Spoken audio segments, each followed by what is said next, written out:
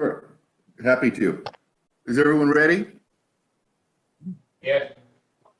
Okay. Good afternoon, everyone. My name is Russell Jordan, a member of this committee. Today's date is April 13th, 2022. It is 1:20 p.m. and I'd like to call the meeting to order. And the first item, I guess, would be a roll call of members. Okay, I will take care of that. I'm just, Mr. Jeff Jones, Here. Mr. Russell Jordan, Present. Richard Gonzalez. Okay. Citizen Communications. We fired all our citizens. Well, then on item number 5, then I guess is the meat of the meeting would be discussion and presentation of a floodplain study of Zagate and Manadas Creeks. Mr. Chairman, it's John Porter. So thank you everybody for being able to make it. So we recently got a grant from Texas Water Development Board, and from the Water Development Board, we have Anita with us, and then the consultant that's going to be doing the work is Eric, and he'll be going over he's got a presentation, and then he can answer questions. But yeah, this will explain to the committee and also allows the public to learn more about this floodplain study that we're going to conduct for Manadas and Zagate. Fantastic. Eric, if you want to introduce yourself and the floor is yours. Sure. Okay, great. Yes. So thank you, everybody. My name is Eric Scheibe with Scheibe Consulting. We were able to help the city with this grant application, and ultimately were selected by the city to assist with this very interesting project.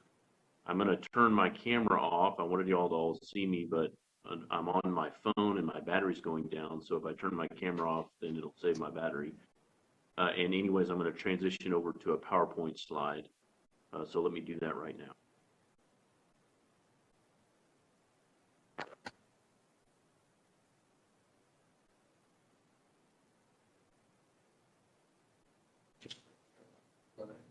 Yes, it's the screen.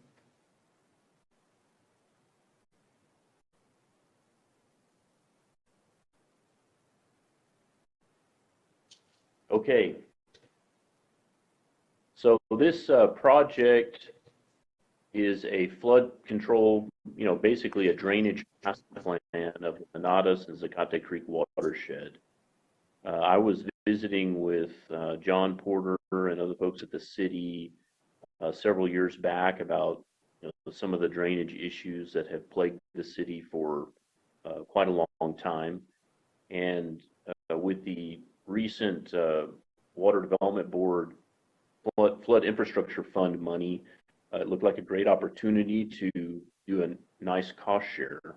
We were able to get 90% funding for this project by the Texas Water Development Board, and all that came about from the '86 legislature, which post-Hurricane Harvey, the legislature allocated approximately $750 million to drainage projects, and they broke this funding into 4 categories.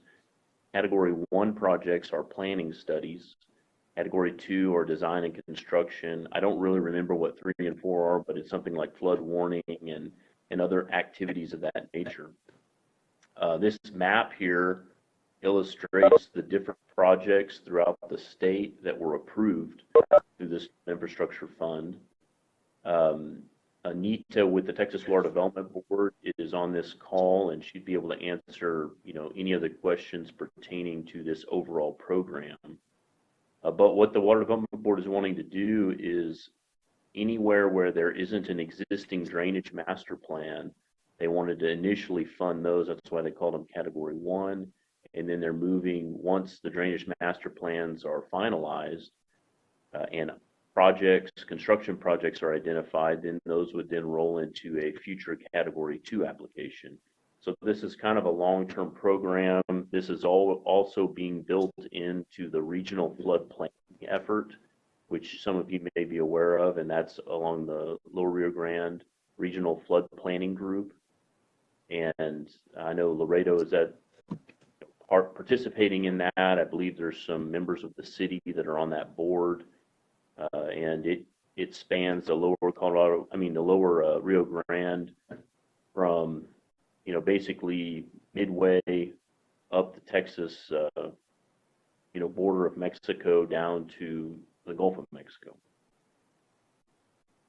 Previous studies done on the Zagate Creek and Manadas Creek are back in 2010. There was a Texas Water Development Board flood protection planning study dated 2010, and it focused on a portion of the Zagate Creek watershed, but it did not focus on the entire Zagate Creek watershed, which this project will focus on all the tributaries, etc., and I'll go into a little more detail on that. Then the Manadas Creek, the last time it was studied was in 2004, and that was a FEMA effort.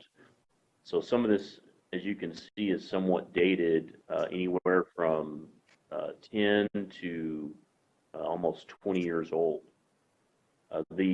Something to keep in mind is the level of development, 20 years ago is significantly different in Laredo than it is now, and that obviously adds to additional runoff, additional flood risk, etc.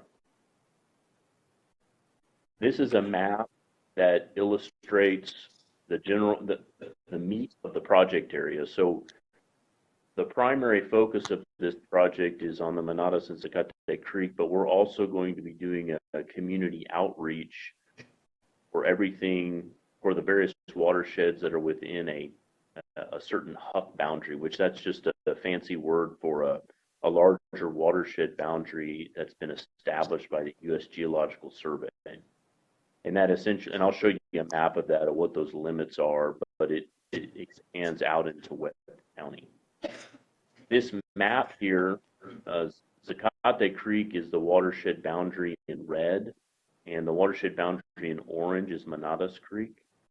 This shows the current effective FEMA floodplain maps based upon the best available information that we have, and that's the 2010. This is actually studies prior to that 2010, even in Zagate Creek.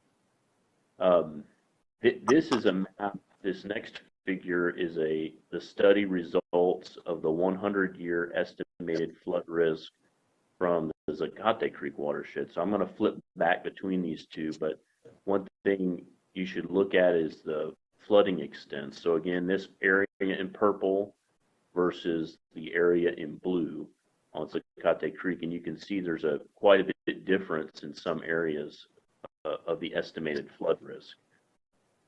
The methods used in this 2010 study are dated, the engineering methods, and there's some better tools available called two-dimensional modeling that will allow us to better estimate flood risk once it leaves the channel and goes flooding through the streets and the storm sewer systems, etc. That was not able to be captured even in this 2010 study. This is ultimately the study limits, as you guys have seen. This this next slide, you can see the boundary in red, again, is Zagate Creek. The boundary in orange is Manadas Creek, and then there's this boundary, this black boundary, and that is the Hub10 Watershed.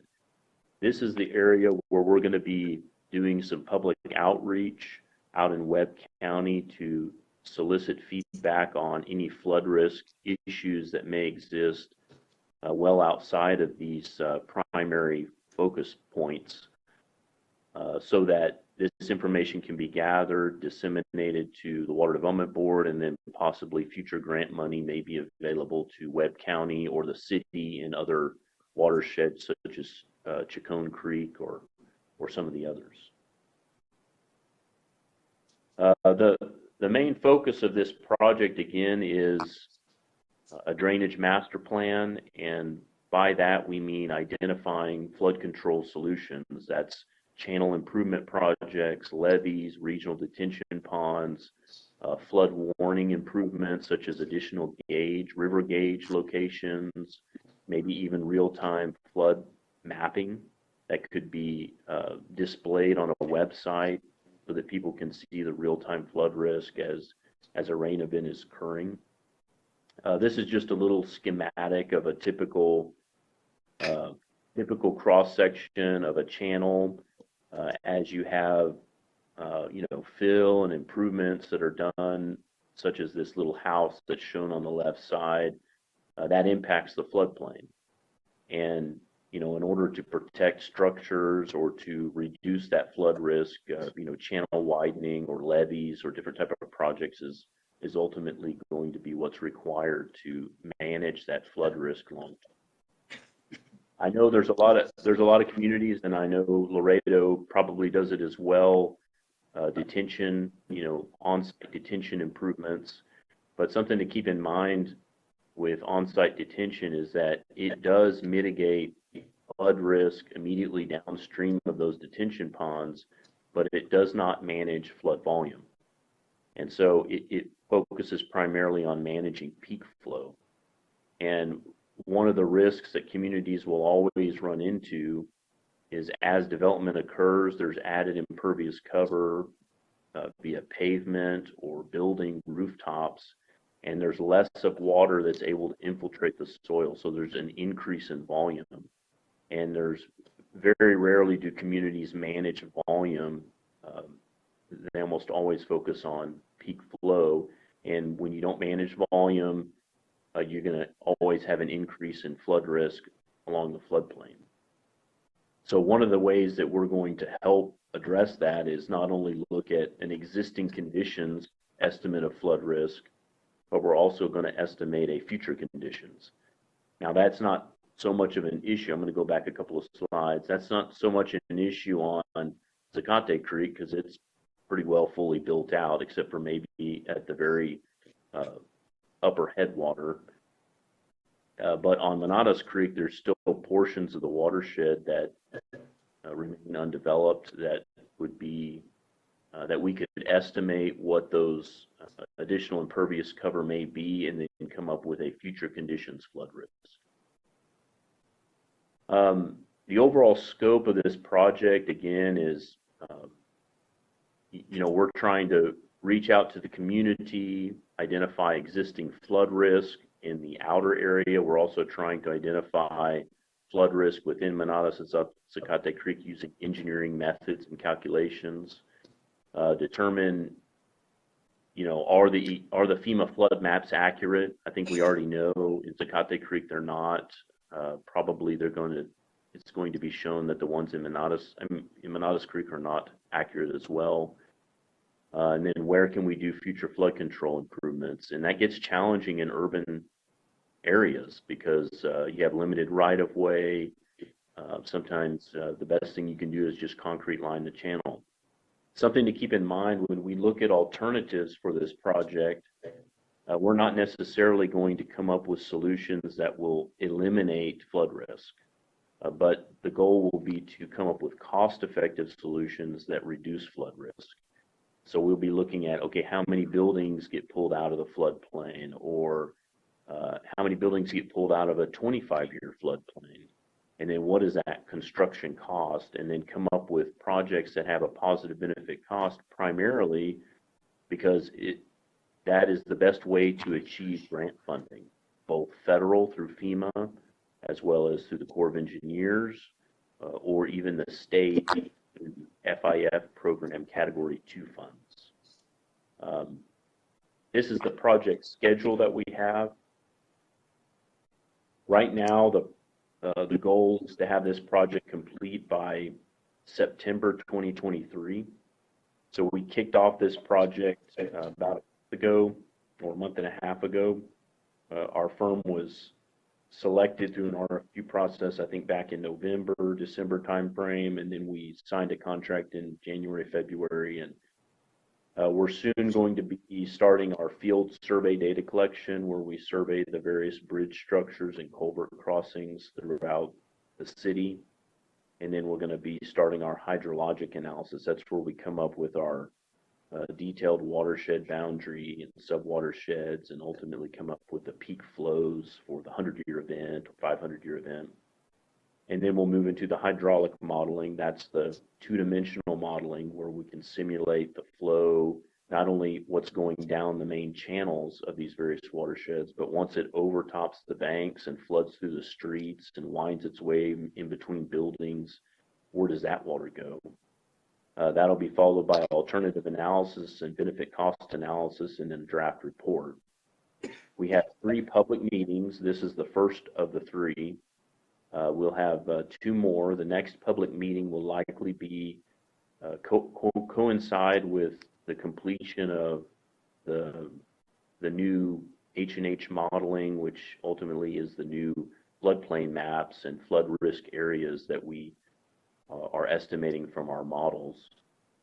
Something to also keep in mind, we're going to be calibrating all of our results to historic flood events. So we'll be at some point looking to visit with the city, the county, the local community about any high water marks that are available from past flood events, that we can make sure our model is recreating those storm events accurately before we start looking at alternatives. The last public meeting will focus on, it'll be around September of 2023 or August. That last public meeting will be presenting the results of our study, which is the meat of it all being the alternatives that we identify, the rough cost estimates for them, the benefit cost ratios, and then identifying projects that the city could likely apply for future Category 2 FIF grant funds or FEMA grants. And that is the Sorry, that's the conclusion of my presentation. could you mute? Okay. Yep. So that's the conclusion of my presentation. Is there any questions? Oh.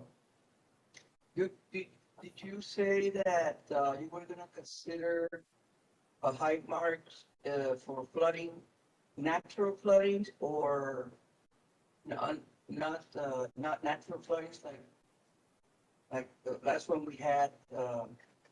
She opened the gates of the Amistad. Yeah, so it could be both. If all we need to know is, if it's we'll call an unnatural flooding where, there was a release along the Rio Grande and it backed water up. That could be, if we are able to get some flow information for those releases, then we could see how that affects things. But something to keep in mind is if it's not a rainstorm, the Rio Grande will only back up so much. But our focus of this project is not the Rio Grande, it's the Manatas and Zagate Creek. So that Rio Grande effect would only, likely affect Manatas and Zagate Creek near their outfalls. So primarily the focus is going to be on rainfall events, and we're going to try to get, any historic rainfall or flood events on those watersheds we want to get high water marks for, and, any kind of records of what flooded, what buildings flooded, how deep. And then when we simulate we can actually recreate those storm events if they were within the last 20, 25 years because of NEXRAD radar data for those storm events that the National Oceanic and Atmospheric Administration has cataloged. So we can take those and we can recreate those storm events in our computer model and make sure that our model is replicating reality. Because we always recognize models are never perfect, but we want to make them useful, and the best way to do that is to calibrate them to real storm events.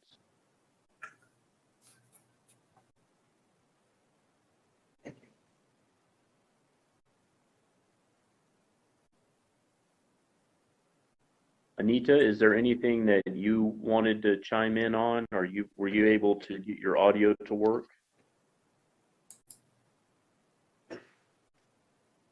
Yes. Can you all hear me? I had to call in. Yes, we can.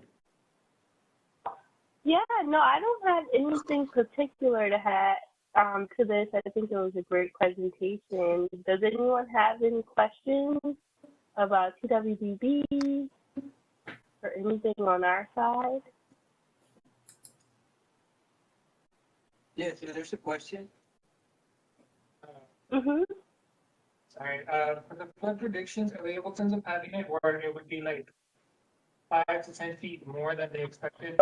You are using the water and oceanic radar, instead of just having it for the storms that we know of, since we know that our atmospheric pressure and everything is changing due to climate change, you might want to have it where it could be 5 to 10 feet more floods than the current rate, because our current rate is before we have more catastrophic climate change. Right. The topic of climate change is very complex, and historically, flood risk analysis and drainage studies of this nature that FEMA have done or the Corps of Engineers have always been standing where we are and looking into the past and saying, okay, what happened in the past is that, let's get some statistics for rainfall in the past, for flood risk in the past, and then say, we'll project that into the future.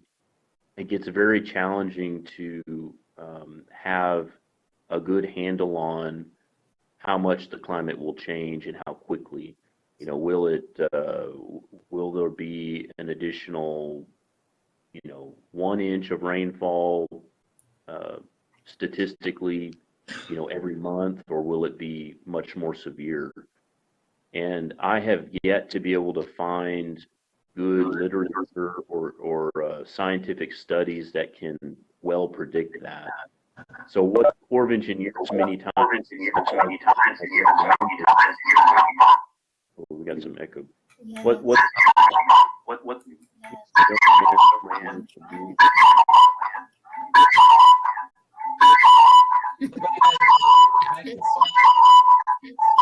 It's mine. Can everybody turn on the mic? I'm trying to get it. I don't know.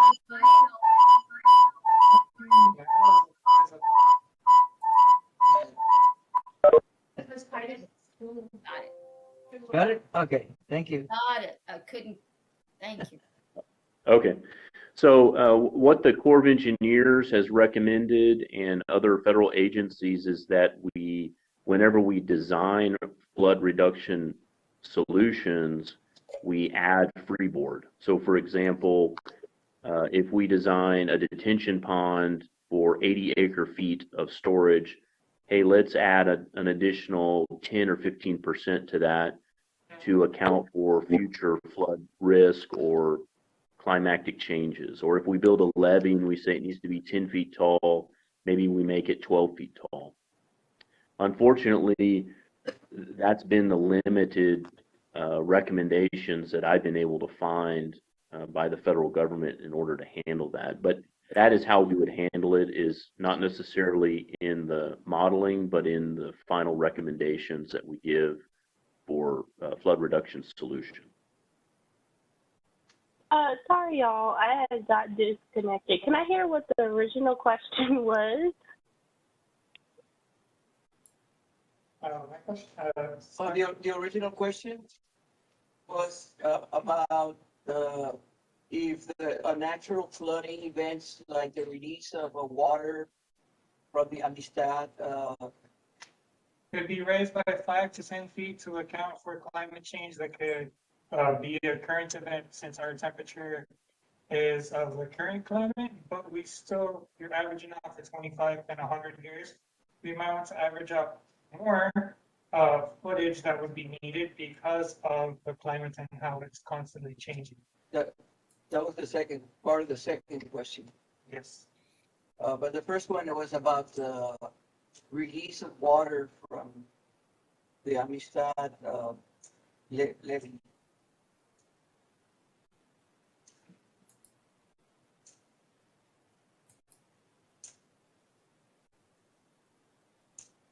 Can you all hear me? Yes, we can hear you. Yeah, I think when it comes to specifics like that, Eric answering the question earlier was more fitted.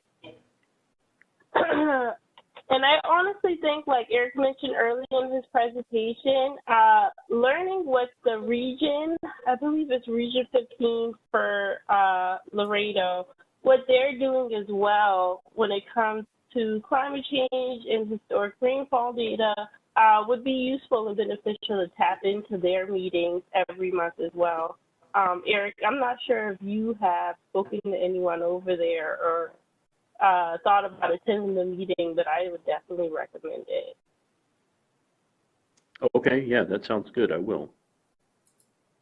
If you need a contact or if you want me to send you any like upcoming information about one of their meetings, I can do that. Yes, please do.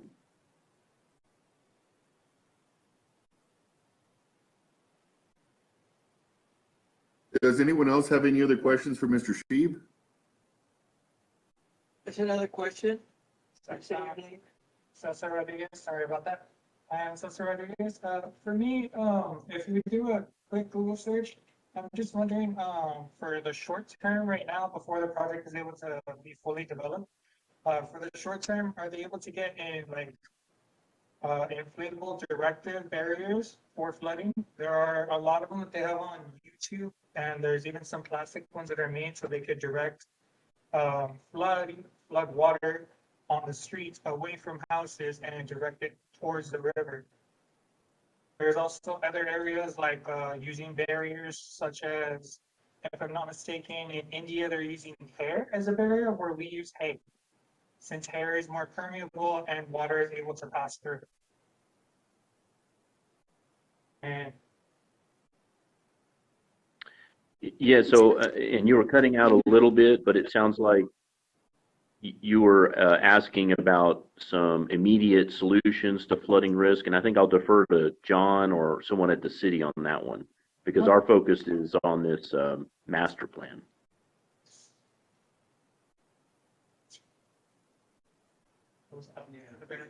We usually review development projects and blueprints, and we ask them to include best management practices, such as the one that you described, thank you. for individual projects and developments. Just that's some kind of advice.